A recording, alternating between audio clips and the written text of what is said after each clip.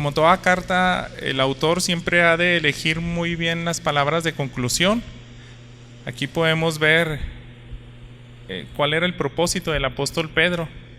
Él trató varios temas principales, como el de la aflicción, el atravesar por pruebas, que es lo que debemos de estar teniendo como actitudes.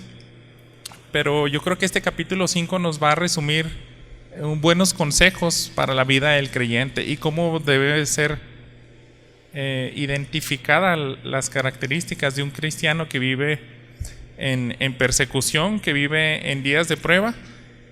Yo quise titular este sermón, hermanos, humildad, resistir y amar. Esas tres cosas que vamos a ver. Vamos a ver primera que nada, que cada creyente tiene que revestirse de humildad. Y también tenemos que resistir al diablo. Y aparte tenemos que ser distinguidos por amarnos fraternalmente. Si pudiera el apóstol Pedro elegir tres consejos para dejarles a estas iglesias que están siendo afligidas, ¿no?, por la persecución, yo creo que estas tres maneras de hacer énfasis en esto les va a ayudar a permanecer de pie. Y permítanme hacer una oración antes de empezar. Amén. Padre bendito, muchas gracias porque en ti tenemos la bendición de venir delante de tu palabra, y tenemos, Señor, también pues la ayuda de tu Espíritu Santo, que siempre le pedimos, Padre, que haga una obra especial, porque necesitamos ser una iglesia que persevera, necesitamos una iglesia que sea distinguida, Señor, por el amor, por resistir, Señor, ante cualquier ataque del enemigo, y también por tener humildad. Ayúdanos, Señor, a que este texto, esta palabra, nos avive, nos ayude a estar sobrios espiritualmente y sobre todo firmes, Padre. Pedimos esa bendición para tu pueblo en Cristo Jesús. Amén. Bien, hermanos, vamos a ver una de las cualidades que necesitamos cualquiera de los hijos de Dios: revestirnos de humildad. Es el ejemplo de nuestro Señor Jesús, ¿verdad? No hay mayor ejemplo que Él, lo que encontramos en el libro de Filipenses. Él se hizo hombre y fue una manera de humillarse más que cualquiera de nosotros, porque dejó pues cosas infinitamente indescriptibles: estar en la presencia con ángeles, con querubines, día y noche. No cesaban de adorarle. Más que nada la comunión con el Padre, con el Espíritu Santo, y venir, y aunque esa comunión la siguió teniendo, pero ya a través de su cuerpo humano tenía que esforzarse para no desconectarse del Padre. Entonces, hermanos, la humildad es una de las cosas que yo creo que el apóstol Pedro está pidiendo a la iglesia dispersa, a aquellos que salen por causa de predicar el evangelio, salen de Jerusalén y son dispersados en toda esa región de Asia. Y déjenme leerles cómo inicia este versículo 1 del capítulo 5. Por tanto, a los ancianos entre ustedes exhorto yo, anciano como ellos, y testigo de los padecimientos de Cristo, y también participantes de la gloria que ha de ser revelada. Ese por tanto, hermanos, nos está diciendo, yo creo que es lo que utiliza para introducir la conclusión de su carta. Si está diciendo por tanto, es que ya quiere que recuerden todo lo que acaba de decir inmediatamente atrás. Y por el contexto inmediato pudiéramos estar pensando, ¿no? Acaba de terminar de hablar de los sufrimientos del cristiano, que no deberían de ser cosa extraña, pero yo creo que también podemos extendernos hasta el inicio de la carta, todo lo que les ha dicho. Hermanos, por tanto, todas las cosas que les exhorté, necesito que agreguen lo siguiente. Y ahora, hermanos, se va a dirigir a los ancianos de la iglesia. Y el término que utiliza aquí, hermanos, es exclusivamente para los líderes, para los pastores. No son ancianos de edad, sino que el apóstol Pedro ahora en su carta se preocupa por los que están al frente de las iglesias. Y todos deben de estar conscientes de estos, hermanos, aunque algunos de ustedes no estén en esa posición de formar parte de la comunidad de ancianos de una iglesia local. De todas formas, es un mensaje que deben de entenderlo, porque así, hermanos, van a saber a qué tipo de liderazgo se están sometiendo, qué tipo de fallas puede tener y cómo pueden orar ustedes específicamente por ese liderazgo. Por tanto, unen las palabras también, yo creo, del juicio inevitable que está viniendo aquí en el capítulo 4 al final. En el versículo 17 dice: es tiempo de que el juicio comience por la casa de Dios, y si comienza por nosotros primero, ¿cuál será el fin de los que no obedecen al evangelio de Dios? Tal vez ese, por tanto, es para que pongan atención. Si ya se acerca el día en que Dios va a traernos a cuentas, a cada uno de nosotros nos va a juzgar de acuerdo a las obras que hicimos. Por tanto, necesitan vivir de la siguiente manera. Y empieza por los ancianos. También podemos pensar que ese fue el objetivo de Pedro. Por tanto, si sabemos que el fin es inevitable, si sabemos que cada uno va a rendir cuenta delante de Dios, debemos de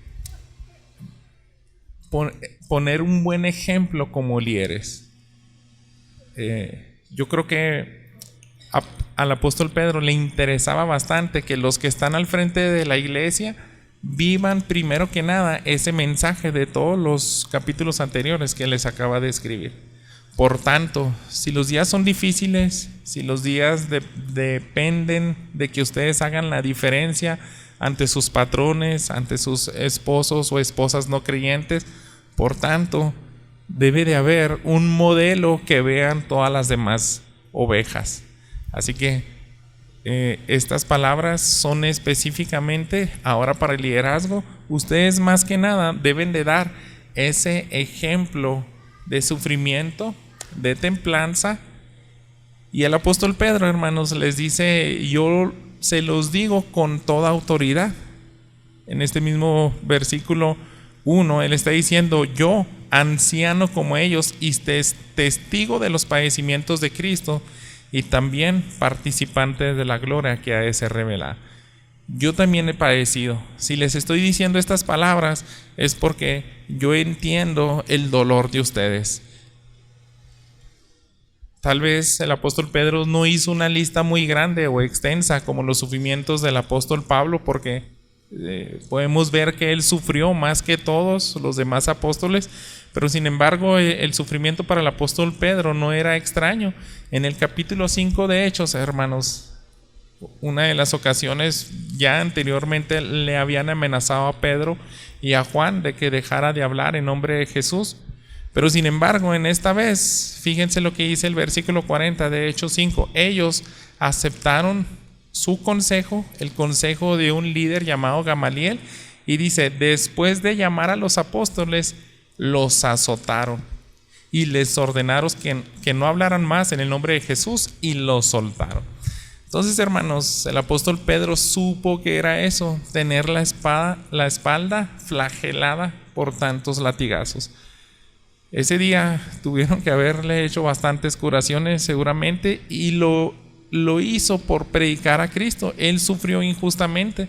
Él estaba predicando en el templo como le había ordenado el ángel después de salir de la cárcel, y con la espalda ensangrentada, y en ese tiempo yo creo cuando escribe las letras tal vez le quedaron algunas cicatrices. Le decía: yo soy testigo juntamente con ustedes, he sido flagelado injustamente por causa de Cristo. Así que, hermanos, con esa autoridad el apóstol Pedro está dando las siguientes palabras al liderazgo de la iglesia: yo no solamente soy partícipe de los sufrimientos de Cristo, sino así como es una realidad que cada creyente tiene que atravesar el dolor, también es una realidad de que el apóstol Pedro dice al final de este versículo 1: soy participante de la gloria que ha de ser revelada. Así como es tan real todo el sufrimiento que yo también he tenido que padecer, yo sé que me espera una corona de vida. Y con esa seguridad y convicción les voy a decir lo siguiente. Y ahí inicia específicamente en los versículos 2 al 4 el mensaje que él quiere para los líderes, para los pastores de la iglesia, hermanos. Pongamos mucha atención, a pesar de que pudiera ser un buen texto para dar una conferencia a pastores o líderes. Les digo, no es exenta la congregación de salir bendecida, para que conozcan qué es lo que Dios espera de sus pastores. Fíjense, pastoreen el rebaño de Dios entre ustedes, velando por él, no por obligación, sino voluntariamente, como quiere Dios, no por la avaricia del dinero, sino con sincero deseo. Tampoco como teniendo señorío sobre los que les han sido confiados, sino demostrando ser ejemplos del rebaño. Y cuando aparezca el príncipe de los pastores, ustedes recibirán la corona inmarcesible de gloria. Todo este es el mensaje que da el apóstol Pedro para que la iglesia esté tranquila en qué clase de líderes tiene que descansar ellos. Y si se fijan, hermanos, todo esto tiene que ver con características del carácter del pastor. Es un comportamiento que tiene que ser ejemplar. Y más que nada, lo que le interesa al apóstol Pedro, hermanos, es que el anciano, el pastor, debe tener bien claro los motivos de los cuales él está pastoreando a la iglesia. Es lo que más le interesa. Por ejemplo, en ese mismo versículo 2 vemos palabras como las siguientes. Dice, pastoren el rebaño de Dios entre ustedes, velando por él.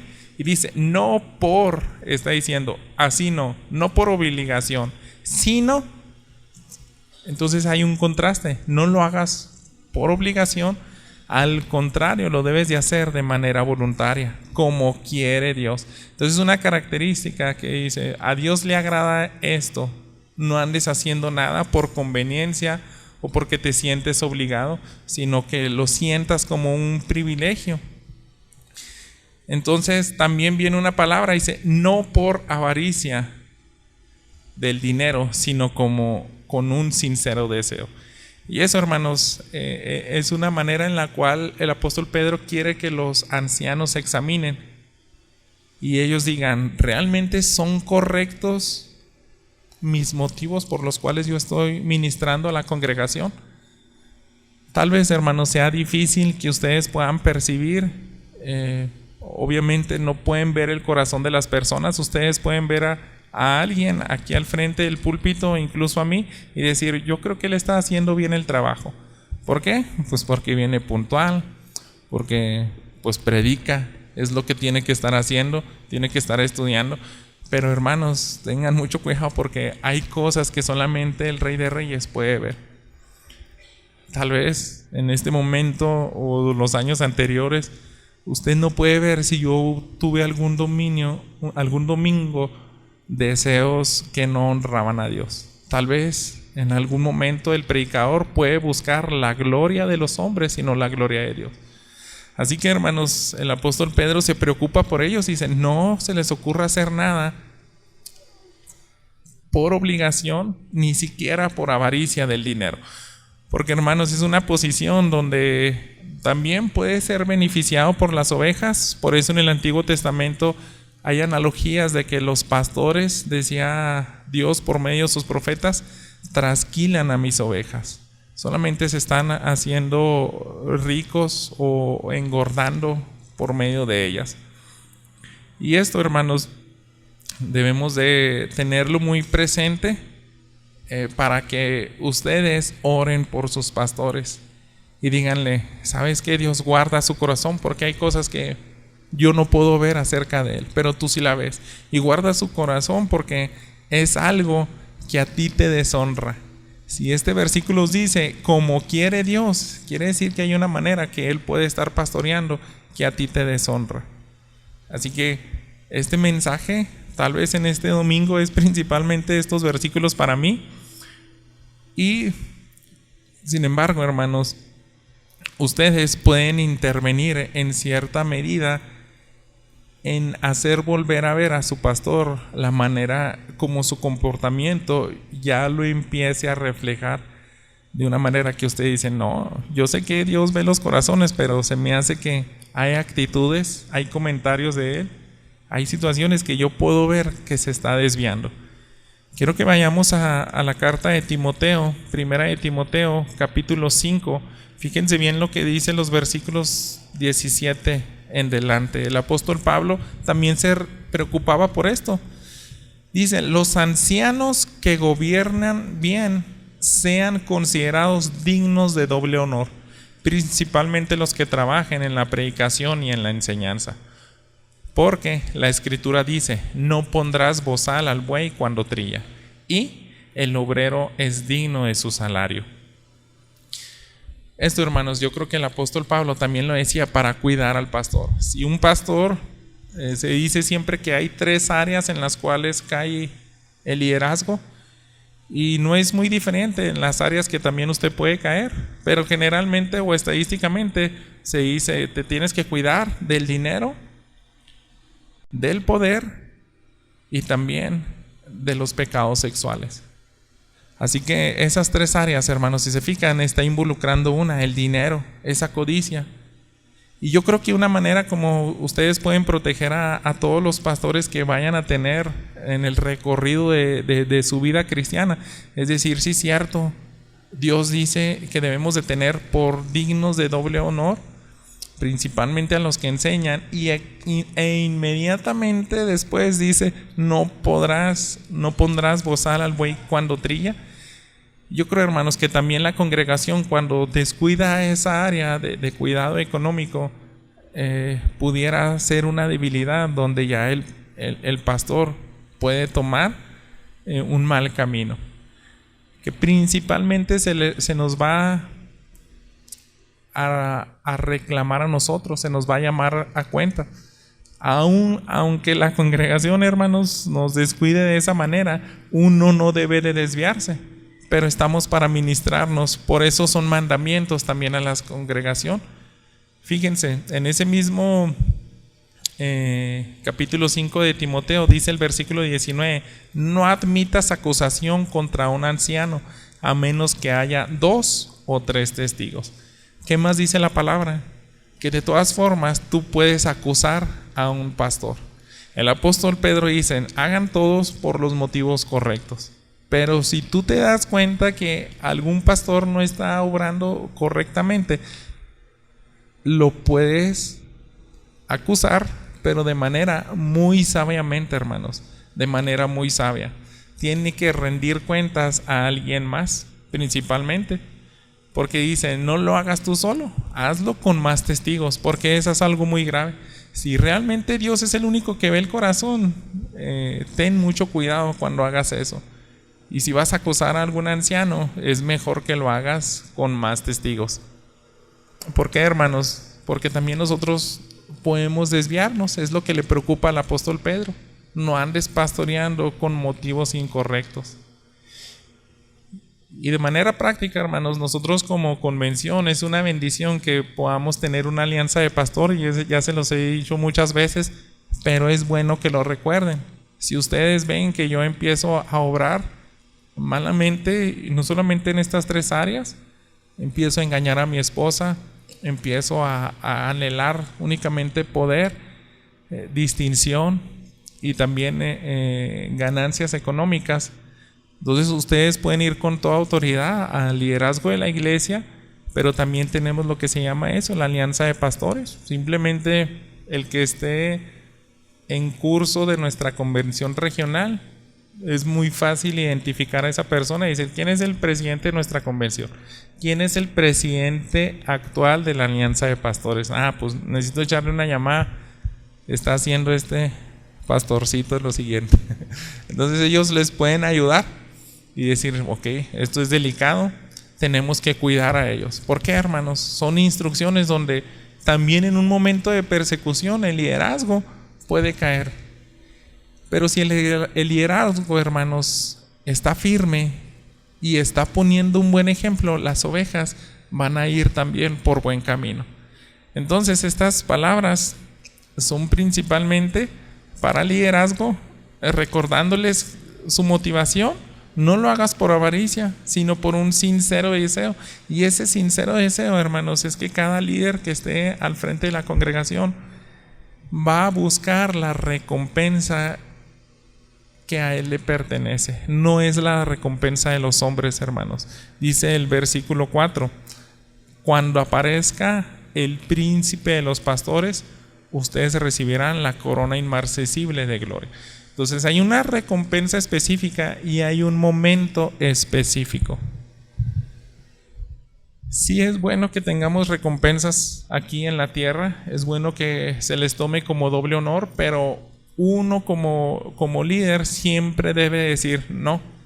Si aquí no tengo esas recompensas, lo voy a hacer de todas formas desinteresadamente, porque las ovejas le pertenecen a Dios. Él las redimió con su sangre y Cristo es el que me va a recompensar. Y es cuando Él venga por segunda vez, no es cuando yo quiera. Y esa recompensa, si uno pierde de vista eso, el día y la recompensa correcta o la mayor recompensa, ahí es donde va a estar haciendo las cosas con buenos motivos, hermano. Si yo empiezo a anhelar más que nada las recompensas aquí en la tierra por encima de las otras que son buenas, pero si yo empiezo a poner eso por encima de la recompensa del príncipe de los pastores, ahí me voy a empezar a desviar. Esto, hermanos, ustedes lo deben de saber. ¿Para qué? Pues para que oren de manera intencional por esas áreas de los ancianos o pastores. Y si se fijan, hermanos, todo esto de pastorear desinteresadamente, sin busca del dinero, esperando únicamente la recompensa de Cristo, trata de humildad. ¿Por qué, hermanos? Porque a veces puede ser no bien tratado el servicio de ese pastor, pero de todas formas él está para servir. Y eso fue el primer punto, hermanos: revístanse de humildad, tanto los líderes, pero no solamente para los líderes, hermanos. Fíjense lo que dice el versículo 5: asimismo ustedes, los más jóvenes, estén sujetos a los mayores, y todos revístanse de humildad en su trato mutuo, porque Dios resiste a los soberbios, pero da gracia a los humildes. Humíllense pues bajo la poderosa mano de Dios, para que Él los exalte a su debido tiempo. Estos versículos 5 y 6 ahora tienen que ver de la humildad de todos, de toda la congregación. Si se fijan, ahora sí dice: todos humíllense. De la misma manera como se les pide a los líderes que pongan ese ejemplo de humildad, ahora ustedes también tienen que humillarse. ¿Por qué? Porque la recompensa también la da Dios, hermanos. Eso es lo que está diciendo en el versículo 6. Si humillas bajo la poderosa mano de Dios, Él es el que te va a exaltar. Y de la misma manera, hermanos, no es cuando tú quieras, sino que es a su debido tiempo, cuando Dios lo determine.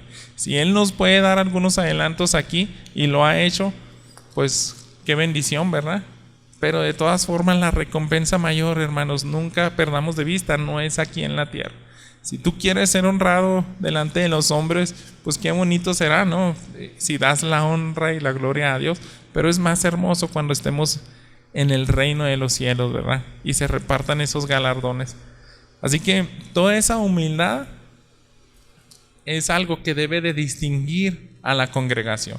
Porque si les está diciendo: ustedes jóvenes, sométanse también a los ancianos, y pudiéramos pensar, no solamente a ellos, dice: estén sujetos, revístanse de humildad en su trato mutuo, tanto de pastor a oveja, de oveja a pastor, de pastor a pastor y de oveja a oveja.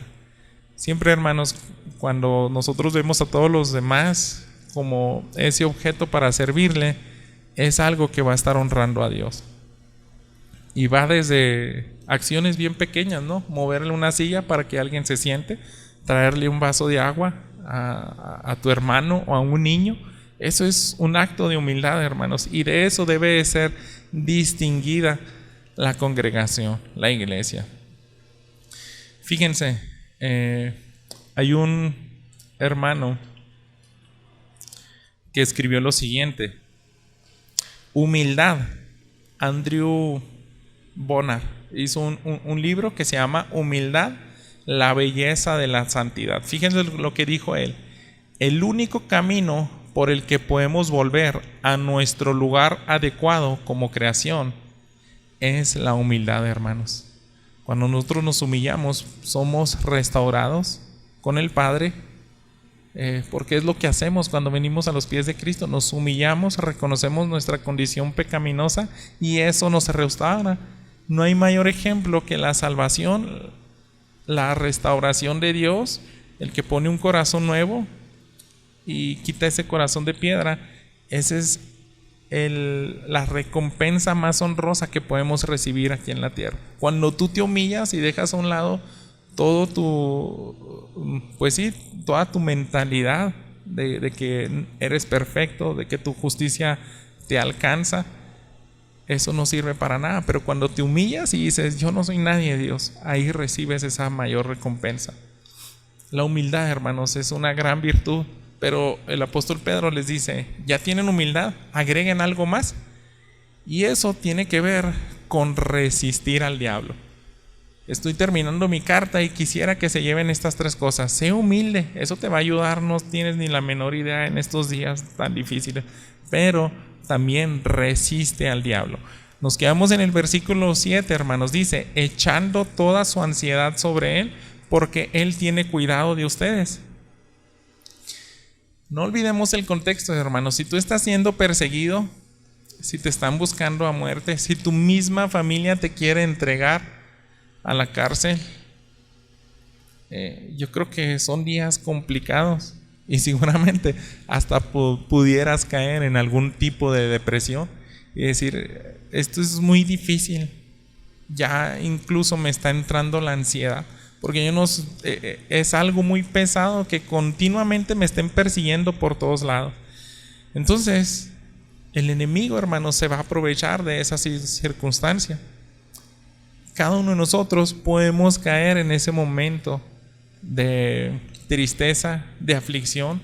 Y el apóstol Pedro dice, no, tú tienes que resistir al enemigo porque se va a aprovechar de esas circunstancias. Así que dice la solución, tienes que echar toda tu ansiedad sobre él. ¿Por qué? Porque él tiene cuidado de ustedes. Déjenme leerles una descripción de ansiedad que pues yo creo que nos recordaría muy bien este concepto. La ansiedad es un sentimiento de miedo, temor e inquietud. Puede hacer que sude, te sientas inquieto, tenso y tener palpitaciones muy fuertes. Y eso quiere evitar el apóstol Pedro, que no te aflija esa ansiedad. Entonces, si se fijan, hermanos, podemos darnos una idea de lo que estaba viviendo la iglesia de aquellos días. Los ataques les estaban produciendo ansiedad. Ellos querían honrar a Dios, ellos querían servirle y hacer lo correcto, compartir el evangelio, seguir siendo justos, como dicen ahí. Si tu patrón te trata mal, sométete a él. Si tienes un gobernador tirano, sométete a él. Y eso pudiera traer una vida de aflicción. De todas formas, el apóstol Pedro dice, eso se puede resistir. Eso precisamente quiero que resistas. ¿Y cómo se resiste? Descansando en Cristo. Tenemos ese pasaje muy, muy bonito, muy hermoso. Yo creo que constantemente lo podemos encontrar en algunas bardas escrito. Está en Mateo 11, los versículos 28 al 30. Les leo: vengan a mí todos los que están cansados y cargados, y yo los haré descansar. Tomen mi yugo sobre ustedes, aprendan de mí, que yo soy manso y humilde de corazón. Hallarán descanso para sus almas, porque mi yugo es fácil y mi carga ligera. Y estas palabras, hermanos, si tenemos fe y le pedimos a Dios, ayúdame a tener ese descanso, porque el diablo se tiene que resistir también. Incluso mi debilidad humana tengo que resistirla, porque imaginémonos, hermanos, un creyente que no haya resistido esa ansiedad va a ser carga también para la demás congregación. Va a ser carga. Y va a ser difícil, ¿no?, levantarle el ánimo. Oye, pues es que ya tienes varios días sin bañarte, ya tienes varios días llorando. Ánimo, ánimo. Pero él no hace uso de estos pasajes y decir, ¿sabes qué? La Biblia, la Escritura únicamente me dijo, hay un lugar efectivo donde se termina todo esto y punto. Es Cristo Jesús. Él dijo, ven a mí. Si no has aprendido a ir a Él, dile, ayúdame a aprender a dejar todo esto que me está afligiendo. Te lo entrego y dame tú el descanso. Todavía no comprendo exactamente cómo hacerlo, pero quiero confiar en que sí se puede encontrar el descanso en ti. Esa es una manera como debemos de resistir, hermanos. Pero también el apóstol Pedro está diciendo otras maneras de las cuales quiere que esta iglesia resista. Fíjense los versículos 8 y 9. Sean de espíritu sobrio, estén alerta. Su adversario, el diablo, anda al acecho como león rugiente buscando a quien devorar. Pero resístanlo, firmes en la fe, sabiendo que las mismas experiencias de sufrimiento se van cumpliendo en sus hermanos en todo el mundo. Así que podemos ver otra vez ese sentido. El enemigo tiene que ser resistido. ¿Por qué, hermanos? Porque estamos en una guerra. Otra vez, debemos de estar conscientes de que esto es una realidad. Podemos sufrir, podemos padecer por causa de Cristo en mucho sentido. Y yo quiero que vayamos al libro de los Hechos, hermanos, en el capítulo 7, para que nos metamos un poquito más fácil en la audiencia, en lo que están viviendo ellos. Pongamos atención en el ejemplo de Esteban.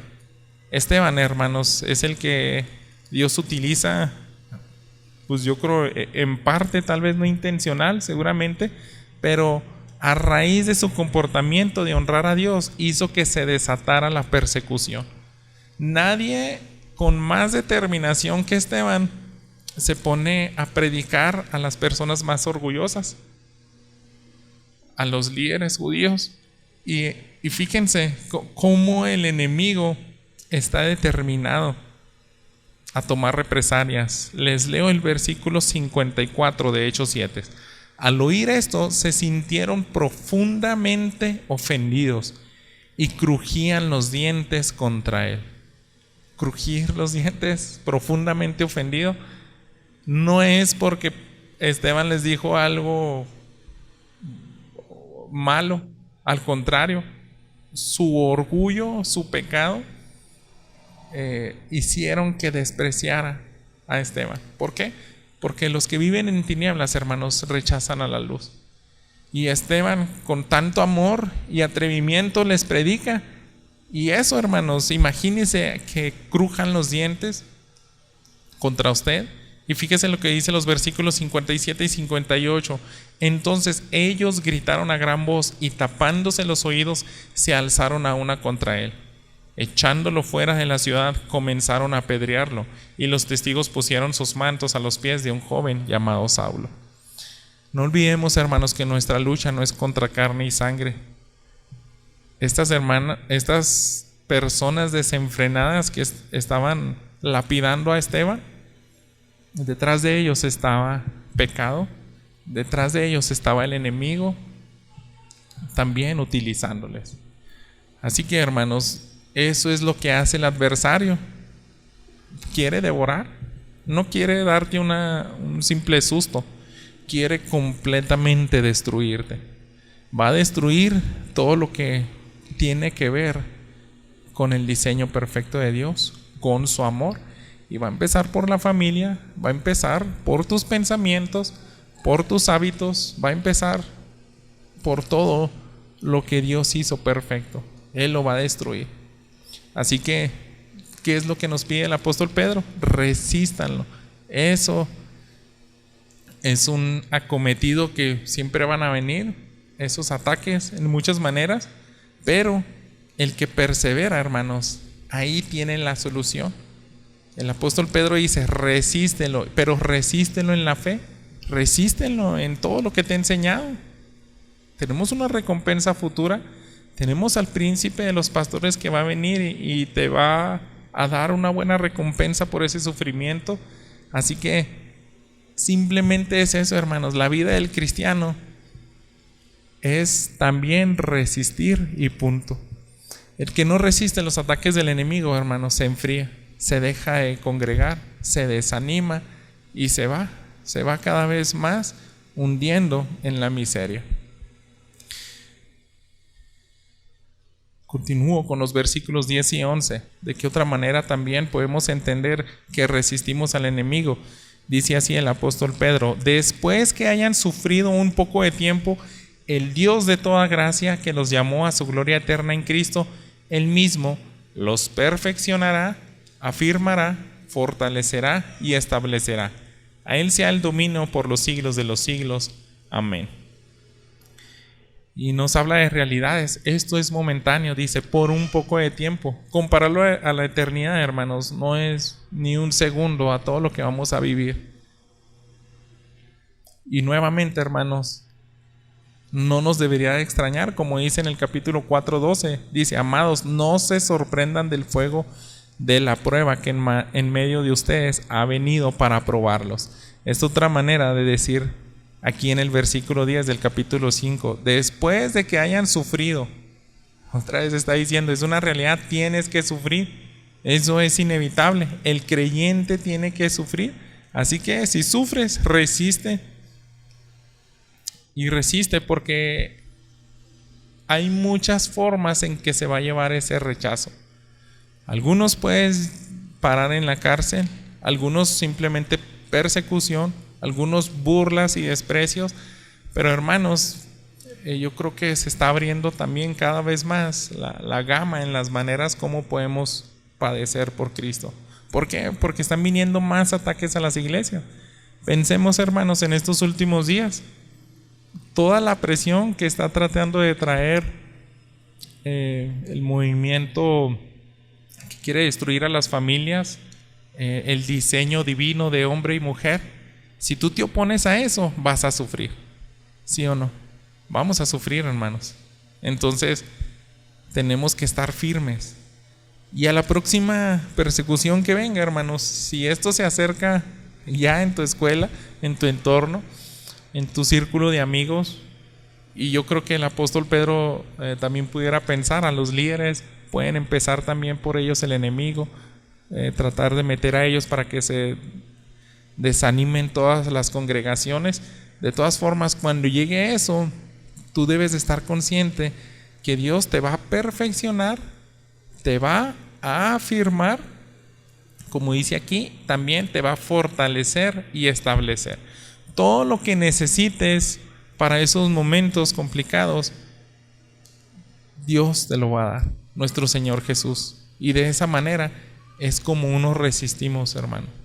Tenemos que resistir y confiar en esas promesas. Si te dice, debes de estar firme en la fe, debes de creer esto: yo voy a soportar porque mis fuerzas están en Él. A Él le voy a pedir las fuerzas, si no, yo no voy a poder estar firme.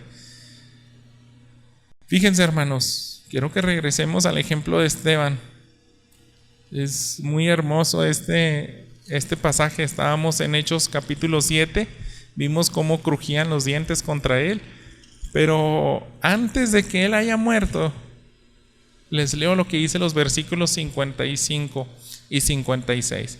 Pero Esteban, lleno del Espíritu Santo, fijó los ojos en el cielo, vio la gloria de Dios y a Jesús de pie a la diestra de Dios, y dijo: veo los cielos abiertos y al Hijo del Hombre de pie a la diestra de Dios. Ahí es cuando hasta tapan sus oídos. Fue lo peor que pudieron escuchar eso, hermanos. Pero piénselo bien, hermanos, voltear al cielo. Pero Jesús, hermanos, no estaba sentado a la diestra del Padre, como se nos dice en muchos versículos. Jesús no estaba sentado. Si dice, Él estaba de pie. Lo hizo para que Esteban lo viera. A propósito, yo te voy a sostener. Yo estoy viendo eso. Yo voy a cobrar la venganza. Oh, ánimo. Yo estoy viendo, estoy observando. Resiste. Qué bonito era, hermanos. Jesús mismo lo fortaleció a tal grado que Esteban dijo, perdónalos, Dios. Mi última palabra va a ser, perdona a aquellos que me están matando, lapidando. Esto es hermoso, hermanos. Es una promesa que debemos de creer y decir, si voy a padecer, tú me vas a sostener. Si tú pudiste llenar de paz e incluso fortalecer a Esteban para que perdonara a sus enemigos, es que en ti hay suficiente. Tu gracia es suficiente. Así que dámela en esos días difíciles. De esa manera, yo creo, hermanos, es como estamos viendo una muestra tan grande, tan enorme del Padre para con sus hijos. Sí o no, hermanos, esto es una muestra tan grande, lo que nos acaba de decir el apóstol Pedro. Él mismo te perfeccionará, afirmará, fortalecerá y va a establecer. ¿Por qué? Porque a Él es el dominio de los siglos de los siglos.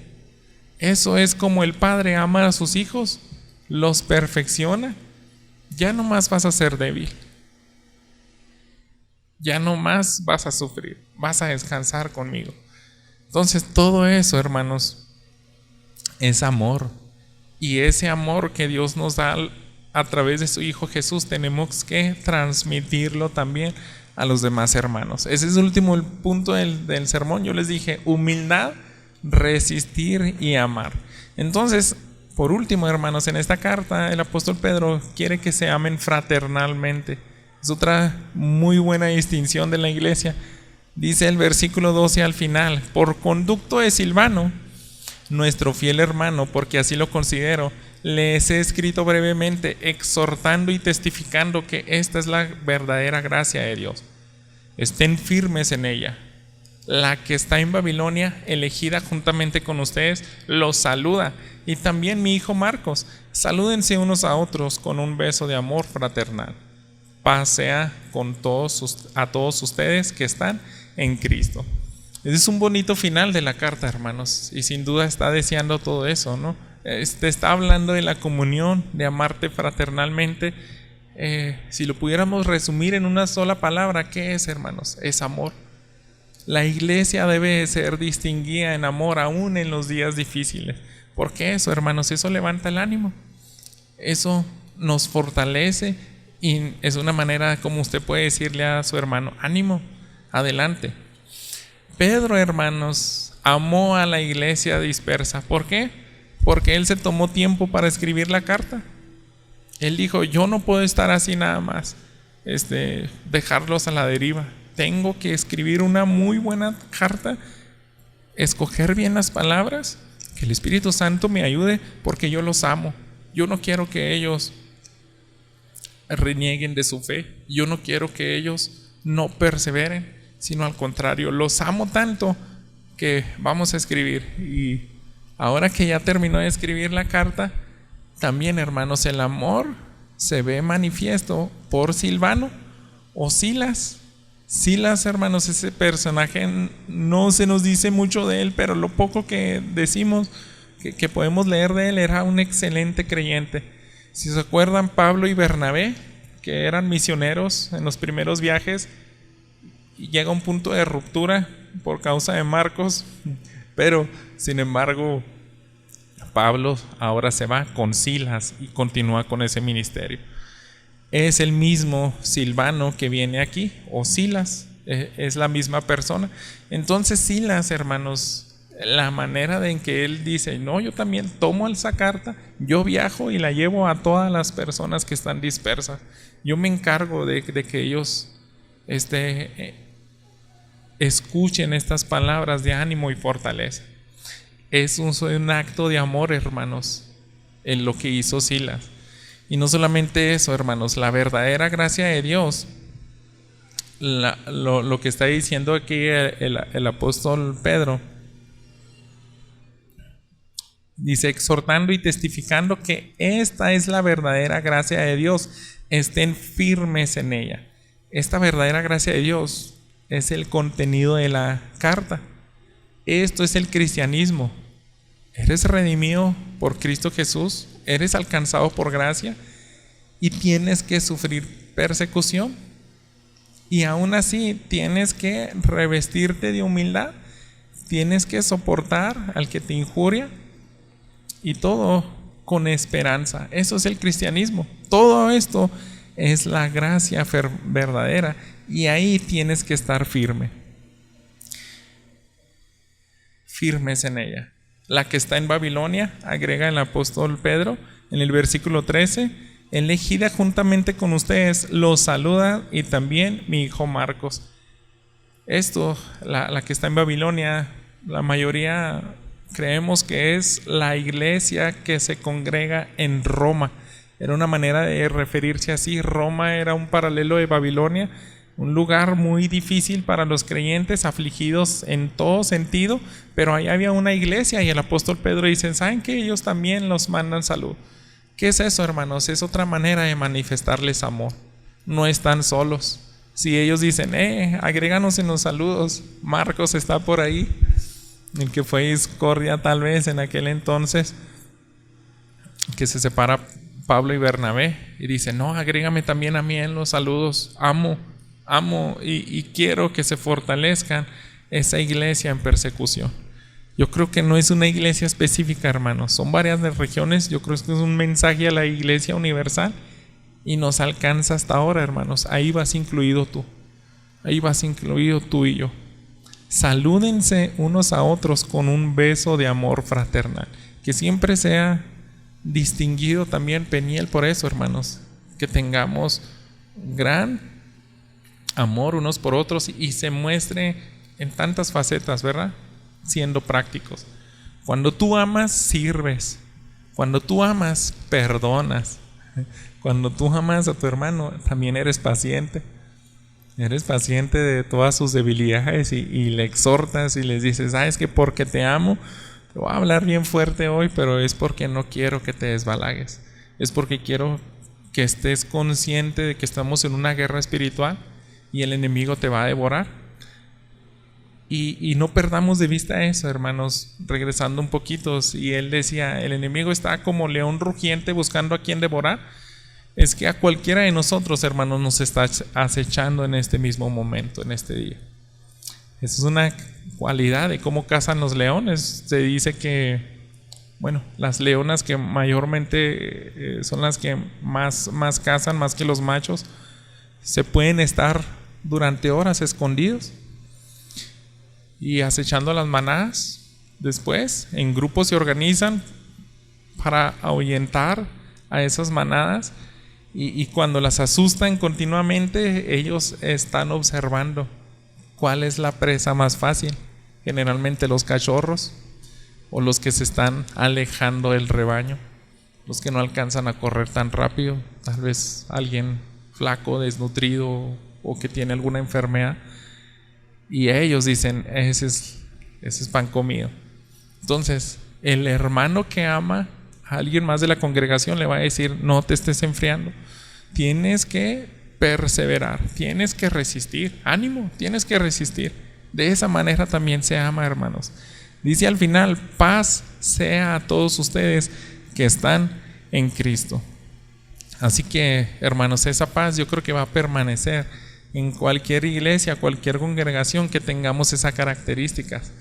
Una iglesia que se reviste de humildad, donde todos vemos a todos los demás como el acto del prójimo a quien tenemos que servir.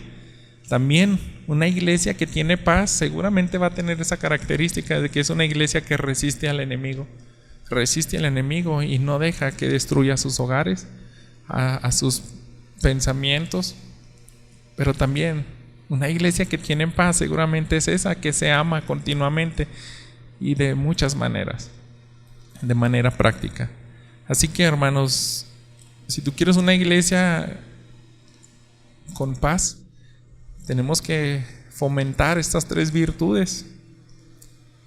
Pero, hermanos, es triste, si una iglesia se desintegra, si una familia se desintegra, si alguien no puede vivir plenamente, es porque seguramente no se humilla, no resiste al enemigo y no ama. Vamos a orar para que seamos una iglesia distinguida así. Señor nuestro, agradecemos tu gran amor porque nos diste tanta bendición con esta carta de Pedro Y ahora, Padre, que hemos escuchado estas tres ideas tan grandes, ayúdanos que impregnen nuestra vida y estemos conscientes de que esta es la vida del creyente. El creyente tiene que resistir al enemigo. Ayúdanos a resistir, a perseverar hasta el final de los tiempos, por más difícil que se ponga la situación y la persecución. Allí en medio de la persecución, Padre, ayúdanos a amar y a ser humildes también. Concede que cada uno de mis hermanos, Señor, podamos crecer en gracia en cada una de esas virtudes. Y te pedimos ayuda a ti, Padre, porque tú eres nuestro refugio. Gracias, Padre, porque en Cristo tenemos todo lo que necesitamos. En su nombre oramos, en Cristo Jesús. Amén.